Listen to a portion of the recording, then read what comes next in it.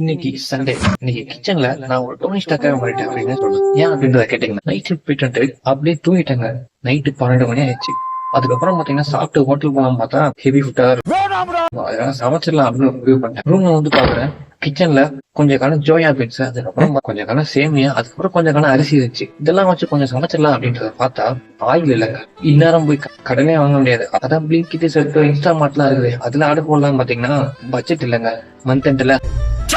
அதனால என்ன பண்ணிட்டேன் அப்படின்றத பாத்தீங்கன்னா, ஆயில் இல்லாம சமைக்கிறது எப்படின்ட்டு யூடியூப்ல பார்த்தேன். டோனி ஸ்டாக் எப்படி இருக்கிற பொருள்லாம் வச்சு அயன்மேன் சூட் ரெடி பண்ணாரோ அத மாதிரி நம்மகிட்ட இருக்கிற இன்கிரீடியன்ஸ் எல்லாம் வச்சு பொரியெல்லாம் பரபரன்னு ஆட் பண்ணி ஒரு வழியா ஒரு சமையல் பண்ணியாச்சு. சோறு, சோயா பீன்ஸ், அதுக்கப்புறம் சேமியா, இது மூணையும் மிக்ஸ் பண்ணி எடுத்து சாப்பிடும் போது இருந்துச்சு பாருங்க ஒரு ஃபீல். உண்மையிலுமே சாப்பாடு சூப்பரா இருந்துச்சு. ஏன்னா பசியில இருந்தவங்கள, அதனால கடையில சாப்பிட்டு கூட இந்த அளவுக்கு நிறைய சாப்பிட்டு போனா தெரியல. சரி, அதுக்கு என்னடா அப்படின்றத கேட்டீங்கன்னா, கருத்து வாட்டி சேம் நம்ம போன நினைக்கிற பாதையில போக முடியல. நாம போற பாதையில போற போக்குல போயிட்டு இருக்கும் போது கூட நாம போன நினைக்கிற பாதை கொஞ்ச தூரம் கழிச்சு கூட கிடைக்கிறதுக்கு சான்சஸ் அதிகமா இருக்கு. ஏன்னா இந்த சாப்பாடு கிடைச்ச மாதிரி